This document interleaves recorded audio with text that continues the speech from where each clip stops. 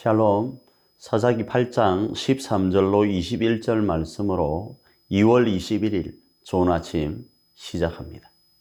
요아스의 아들 기드온이 헤레스 비탈 전장에서 돌아오다가 숫곳 사람 중 한 소년을 잡아 그를 신문하매 그곳 숫곳의 방백들과 장로들 77명을 그에게 적어 준지라. 기드온이 숫곳 사람들에게 이르러 말하되 너희가 전에 나를 희롱하여 이러기를 세바와 살문나의 손이 지금 네 손안에 있다는 거냐? 어찌 우리가 네 피곤한 사람들에게 떡을 주겠느냐 한 그 세바와 살문나를 보라 하고 그 성읍의 장로들을 붙잡아 가시와 찔레로 숫곳 사람들을 징벌하고 분유엘 망대를 헐며 그 성읍 사람들을 죽이니라. 이에 그가 세바와 살문나에게 말하되 너희가 다볼에서 죽인 자들은 어떠한 사람들이더냐 하니 대답하되 그들이 너와 같아서 하나같이 왕자들의 모습과 같더라 하니라. 그가 이르되 그들은 내 형제들이며 내 어머니의 아들들이니라.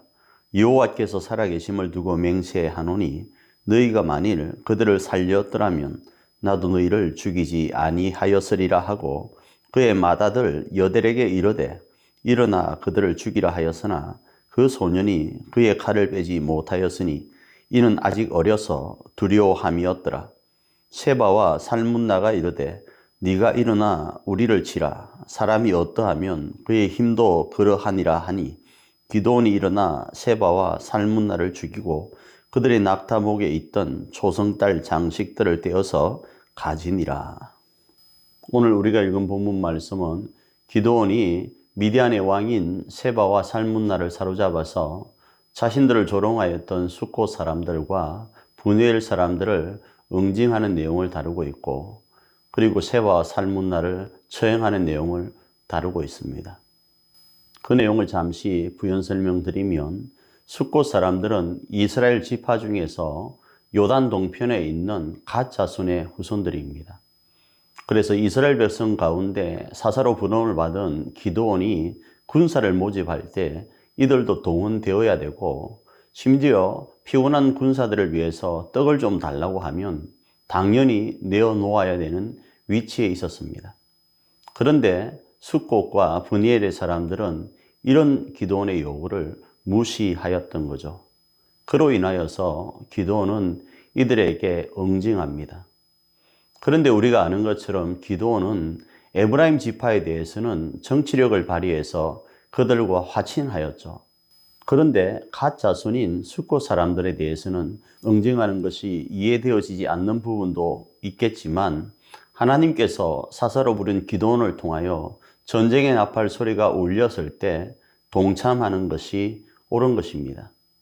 그래서 마태복음 25장에 보면 한 소자에게 물 한 그릇 대접하지 않은 것으로 인해서 불지옥 가운데 있게 되는 것도 말씀하고 있는 거죠.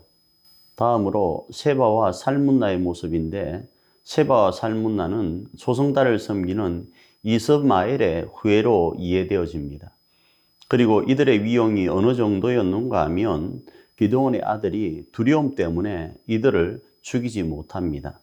그래서 이들은 300명의 용사를 가지고 13만 5천 명을 이긴 기드온의 손에 죽기로 결단하고 기드온에게 죽여달라고 합니다. 사랑하는 가족 여러분, 여러분 오늘 이 본문 말씀을 묵상하면서 어떤 감동하심과 결단 가운데 있게 됩니까? 오늘 제게 감동되어지는 말씀은 수많은 사람들이 복음을 위하여 피 흘리며 싸우고 있었고 싸워왔는데 저는 오늘 어떤 삶을 살아가고 있는지를 반문하게 됩니다. 그리고 하나님께서 기드온을 통하여 전쟁의 나팔 소리, 복음의 나팔 소리가 울려질 때에 그곳에 물 한 잔이라도 동참할 수 있는 그런 내가 되어야 되겠다 결단하게 됩니다. 여러분은 어떠신가요?